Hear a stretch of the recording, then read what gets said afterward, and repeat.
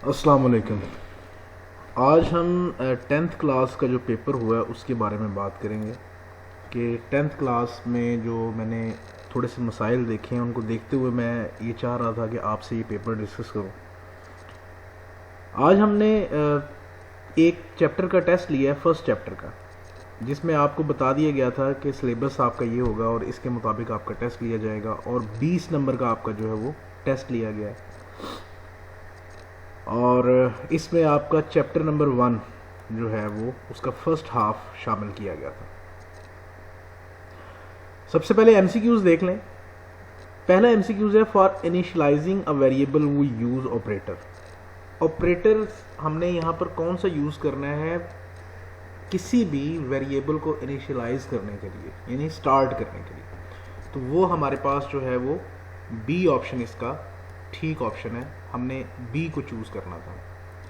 Dash are the values that do not change during the whole execution of programs. कौन सी ऐसी values हैं जो पूरे प्रोग्राम के एग्जीक्यूशन के दौरान तब्दील नहीं होती, वो कॉन्स्टेंट्स होते हैं। जैसा कि नाम से ही जाहिर है कि कॉन्स्टेंट जो होते हैं वो प्रोग्रामिंग के दौरान कभी भी चेंज नहीं किए जाते। Every programming language has some primitive building blocks and follow some grammar rules known as its. अब हमारे पास कुछ ऐसे प्रिमिटिव होते हैं, प्रिमिटिव कहते हैं इस चीज़ को जो पहले से डिसाइड होती है, यानी उसको हमने पहले से तैयार किया हुआ होता है। और ग्रामेटिकल रूल्स हमारे पास जो होते हैं वो कौन से होते हैं? ग्रामेटिकल रूल्स हमारे पास होते हैं ऐसे रूल्स जो उस लैंग्वेज को क्रिएट करने के दौरान हमने बना दिए हैं। तो इसका सही जो आंसर है वो है सिंटैक्स। सिंटैक्स किसको बोलते हैं? सिंटैक्स कहते हैं किसी भी काम के तरीकाकार को। ठीक है जी। The person who knows how to write a computer program correctly is known as. ऐसा शख्स जो कंप्यूटर के प्रोग्राम्स को बेहतर तरीके से लिखना जानता है उसको क्या बोलते हैं? That one is programmer. उसको हम प्रोग्रामर बोलते हैं। Which of the following header file contains information about common mathematical functions. Header files के अंदर हम मैथमेटिकल फंक्शंस को शामिल करवाना चाहते हैं तो कौन सी फाइल हमें ऐड करवानी पड़ेगी? math.h की। A software that facilitates programs in writing computer program is known as। ऐसा कौन सा सॉफ्टवेयर है या ऐसी कौन सी जगह है जहां पर हम कोई प्रोग्राम जो है वो लिखते हैं, तो वो हमारे पास है IDE, integrated development environment. All keywords in C are written in. C language में जो हमारे पास रिजर्व वर्ड्स होते हैं जिनको कीवर्ड्स बोला जाता है वो किस अंदाज में लिखे जाते हैं? अपर में, लोअर में, टाइटल केस में, टाइटल केस और उसके बाद बोथ A एंड B। तो हमारे पास ये एक केस सेंसिटिव लैंग्वेज है। इसमें जो हमारे पास रिजर्व वर्ड्स होते हैं वो लोअर केस में लिखे जाते हैं। The name of header file can be written below. जब भी आपने हेडर फाइल देनी है तो आपने उनके साथ ये less than and greater than का साइन इस्तेमाल करना है। Include statement are written in dash section. Include statement जो है वो किस सेक्शन में लिखी जाती है? वो हेडर में लिखी जाती है। इंक्लूड stdio.h, इंक्लूड conio.h, ये हम हमेशा हेडर में इस्तेमाल करते हैं।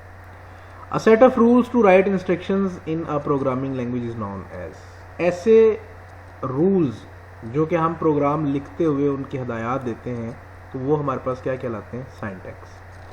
तो ये आपका ऑब्जेक्टिव था, ये बड़ा ही सिंपल सा था। अगर आप इसको थोड़ी सी समझ के थोड़े से गौर से करते तो आपका एक भी एमसीक्यू जो है वो गलत नहीं हो सकता था। मैंने बड़ा सिंपल सा पेपर ये इस दफ़ा बनाया। क्वेश्चंस की बात करते हैं तो क्वेश्चन अगर आप देखें, कंपाइलर, IDE और रिजर्व वर्ड्स। आपके अगर शॉर्ट क्वेश्चंस देखते हैं बुक में, अब हम बुक पे आ जाते हैं, ये आपका है जी पेज नंबर 19। पेज नंबर 19 पर देखें आपके IDE, कंपाइलर और रिजर्व वर्ड्स, ये तीन का मैंने कहा था कि इन तीनों को आपने प्रिपेयर करना है। ये आपके फर्स्ट हाफ में आते हैं तो मैंने तीनों ही दे दिए, तीनों ही सिंपल थे।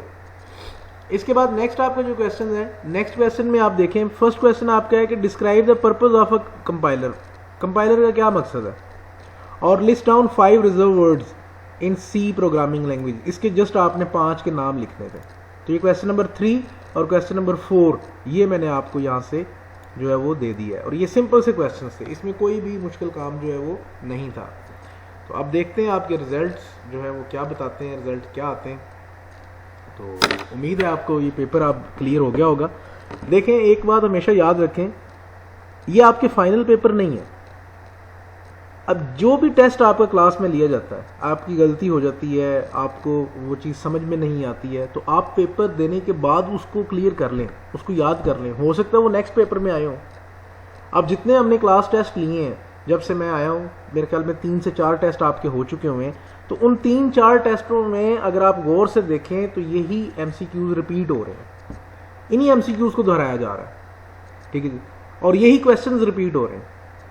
तो अगर आप अपने पहले जो क्वेश्चंस हैं, यानी जो आपके पहले टेस्ट हैं, उनको अच्छे तरीके से प्रिपेयर करते तो आपके ये फुल मार्क्स आ सकते थे, यानी आपके 20 आउट ऑफ 20 मार्क्स आ सकते थे। चलें, अब नेक्स्ट आपने जो टेस्ट 2 प्रिपेयर करना है, टेस्ट 2 आपको मैं दिखा देता हूँ, बल्कि नहीं, वो दिखाना नहीं है क्योंकि अभी आपका नेक्स्ट टेस्ट 2 होना है, होने के बाद फिर आप खुद ही इसको देख लेना।